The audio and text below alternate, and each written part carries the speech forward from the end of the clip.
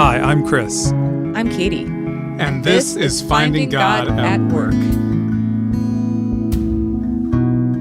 Just a reminder that Finding God at Work isn't just a podcast, it's also an online course. Check it out at findinggodatwork.org. Our current series is Divine Disappointments, Facing Pain and Sorrow at Work.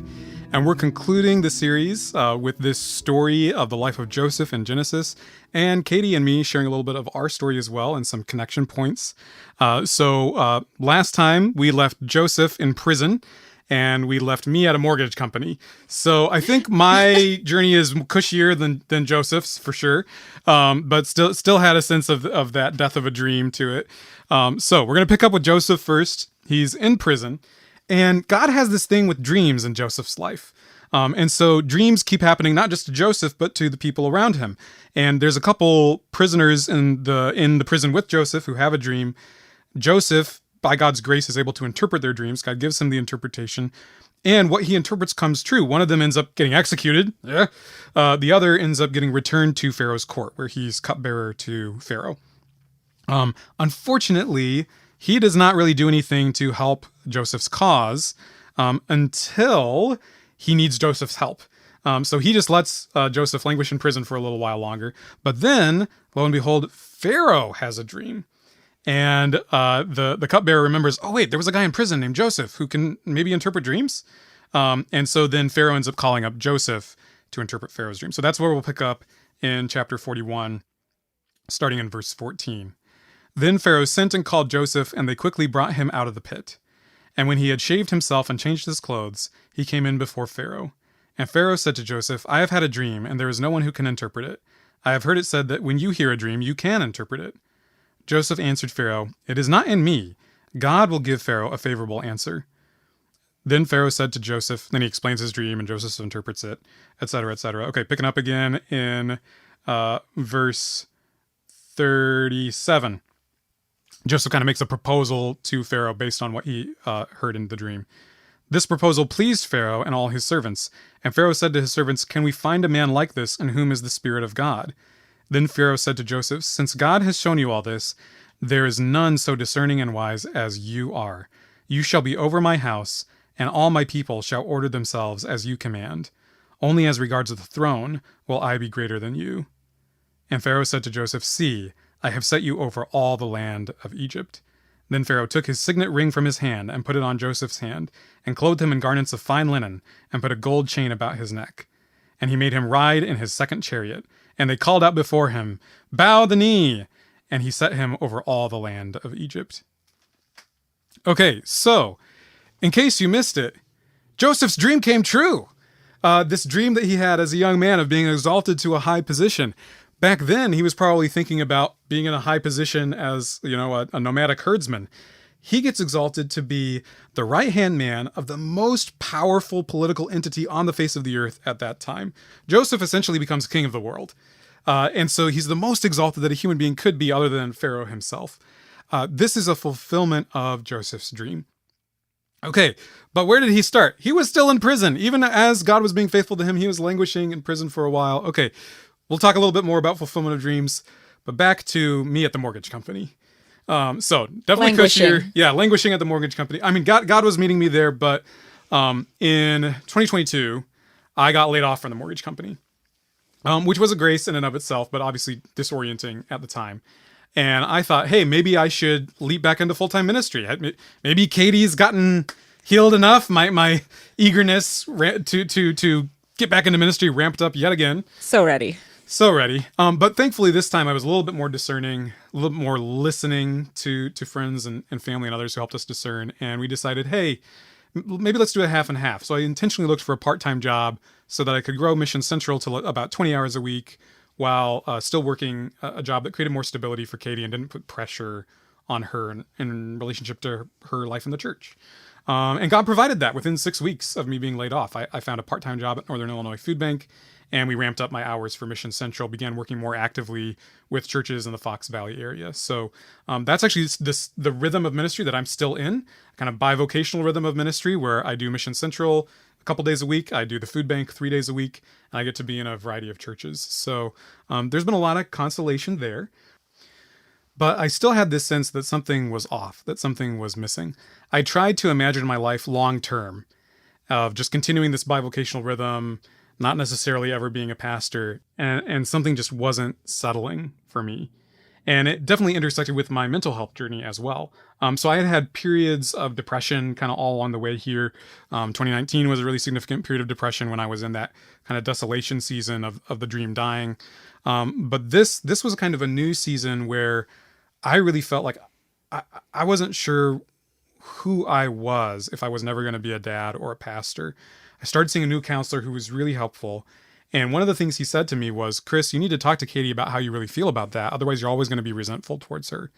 And so that wasn't what I had been thinking before. I thought, hey, I've matured to the point where I can lay down my dream for my wife. And in a way, that was the right thing, or at least laying down my plan. Oh, yes. Was the right thing. In like 2020. But now, a couple of years later, 2022, 2023, I was realizing something still is missing in the puzzle here. And so it came to a head when Katie and I were actually driving to my cousin's apartment. We were going to help them with some discernment stuff. Oh, yeah. About like their ministry vocation life. And Katie, you very generously said like, hey, we're about to go like pray with people about maybe them getting to go do all the things you've always wanted to do. Like, are you okay? And I was like, no, I am not okay. We realized just how not okay you were. And I didn't even, I probably didn't even handle the way I expressed myself very gently in that conversation. But basically what I said is, I feel like I've been trying not to be a pastor for 4 years. And the problem isn't that I haven't found the right thing. The problem is that I'm not a pastor. And you responded really graciously. Okay, let's see what happens. Yeah. And that is not what I was expecting. Me neither. Yeah, because, even a couple years earlier, Katie had such a strong reaction when even trying to go to church. I was like, this is just not going to be possible for me to be a pastor. And now Katie essentially saying, okay, let's work with that, was a much warmer reception than I was thinking. So I kind of dug into that and I asked Katie, like, what's that mean? Like, what's going on with you in the church? And it made me realize that things had been going on. Because I was surprised by giving that answer too. I think some highlights would be like I'd really gotten a much more stronger sense of self by that time, much more confidence in who I am and my place in the world, and not feeling like I have to measure up to some imaginary projection of this pastor's wife thing. Like there was a way for me to inhabit my space that was authentic, and still what the church needed. Yeah.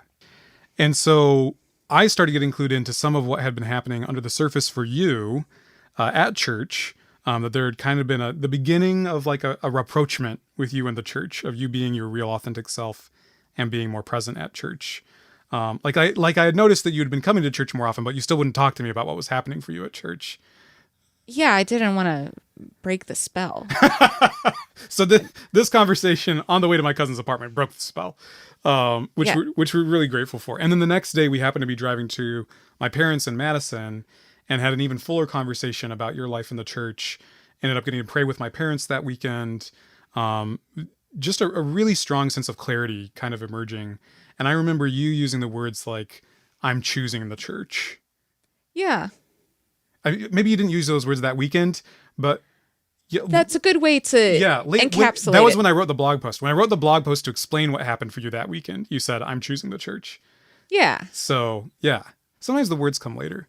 But that was definitely a shift, I think, of you kind of having this almost like dogged engagement with the church. Where even when it was hard, even when you did have a migraine, I mean, not always, sometimes you really did get laid out, but like, you were like, I'm going to show up, I'm going to be there, I'm going to connect with the church, come what may. Yeah, something was changing for me, and it's still hard for me to explain what it was. But what I knew was this doesn't feel toxic to me anymore the way it used to. And I'm feeling a pull of getting glimmers of who you are as a pastorly person. And I want to see more of that too. Yeah. So in the months that followed that kind of shift internally of, oh, maybe Katie could be at home in the church as herself.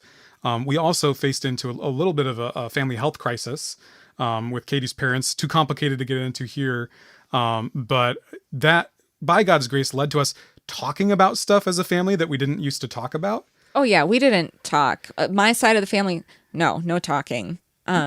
But there was a really significant moment for me when you had sat down with my mom and just listened to her, and just your presence and your listening. It somehow it made it possible for her to talk about and process things that I had never heard her talk about. It was an incredible moment. Like, she was so brave, and you were so there. And I was thinking, wow, if somebody can get my mom to talk, we need more of that in this world. Yeah. And so in a way, it kind of felt like I felt like seen by you in my vocation as a pastor in a new way. Just like I had kind of seen you in your vocation as a nurse more clearly during the mortgage company years. I felt like during the family crisis, you saw that I could really shepherd people. Yeah. And that was beautiful. So I was still going through counseling at this time, working through these things in an interior way. But basically, I started to hope again. I started to dream again, and believed like maybe I will be a pastor again someday. Like maybe there's a way that I could step into that would not be unhealthy for Katie, where she could still really be Katie, really be herself, really live out her vocation as a nurse, and also be married to me while I'm a pastor. And I was starting to believe this too. This wasn't just wishful thinking on your part. Right. It felt different than in the earlier seasons where I was like gung ho, let's force something to happen. Because this time, what happened? Were you going to say something? Because you weren't pushing, you weren't scheming, you were listening, and you were watching and waiting for the opportunities to present themselves at the right time. Yeah, and this time around, even as I began to dream again, I didn't plan. I didn't have a plan. Yes. I didn't immediately fall into, I have to control this, I have to make it happen. I just sort of was like, okay, maybe the Lord will do that, and continued to do the day-by-day stuff that I was already doing. So ended up continuing that work at the food bank, continuing the work of Mission Central. The conversation around kids also kind of surfaced in that season. So a few months later, I remember it was when we were going to go see Dune 2, and we ate at Portillo's. Portillo's. Yeah. And at Portillo's, we had this conversation about foster care. And again, that was a moment where like you were in a different spot than you had been in a few years earlier. Yeah, I was feeling like maybe I could be a foster parent. So that left us in this really interesting place where we're kind of still in this season of doing a lot of care for Katie's parents, but we're getting trained as Illinois foster care parents. And I'm sort of back to thinking of myself as a future pastor. Even though my job hasn't changed, there's just this sense of like we're in it in a way that wasn't true 5 years ago. We're in life together with one another's vocations, and with our shared call to love children, and with our shared call to love the world, and with our shared call to love the church. And that's just been really beautiful to live inside of, even though like the dream hasn't quite like come true yet. Like we don't have a foster care placement yet, and we're not sure on the timing there. And I'm still terrified about the idea of being a parent. Right. Like that hasn't turned into something easy for me. Yeah. And I'm still not a pastor. Like I still have my Mission Central role, but I don't have the title pastor. I'm not on staff at a church. So we don't have like a neat bow tied up ending to this right now. And I think I want to be really clear that our story is not exactly a story about our dreams coming true or your dreams coming true. It's a story about God's dreams coming true. Yeah, that's really well spoken. And I think coming back to Joseph's story, whatever Joseph envisioned when he was young and he received those dreams from God is probably different than what God ultimately did, which included saving the whole nation of Egypt in a season of famine, as well as Joseph's own family. So the same family that sold him out, they ended up journeying to Egypt and eventually being reconciled with Joseph. And then that led to the next step of God's faithfulness and the covenant to the descendants of Abraham. And so there's this way in which Joseph was caught up in something way bigger than he could have even imagined. And God was faithful the whole way through, even in the death of the vision, the double death of the vision, and then this kind of resurrection of the vision at the end of the story. And right now, I feel like I'm hearing like the rustling of the wind in our lives, where I'm like, I think the dream's going to come back to life. I really do. The rustling of the wind of resurrection? Something like that. Yeah. Yeah. But like also having this humility of like, I don't know what that's going to look like. And that's up to the Lord and not up to me. And that's okay. Because 20-year-old me and 21-year-old you, when we had just gotten married, we would have thought you were crazy if we saw a picture of life the way it is now. Right. With me as a nurse practitioner and you with your eclectic work history, having learned piece by piece what I'm doing. Yeah. And how I'm being. Yeah, there's no way we would have predicted any of this. And thinking about foster kids instead of biological kids, we would never have guessed that. Yeah. Yeah. So it's still an adventure. The story isn't over. But I'm just excited to see what the Lord does in the years to come. Anything else you want to add? I love you. I love you too. Well, let's end in, well, actually, I usually ask guests to close in prayer. Would you like to close in prayer for the series as a whole? Yes, absolutely. God, may your dreams come true and help us to wait to see them. In Jesus' name, amen. Amen. Thanks for listening.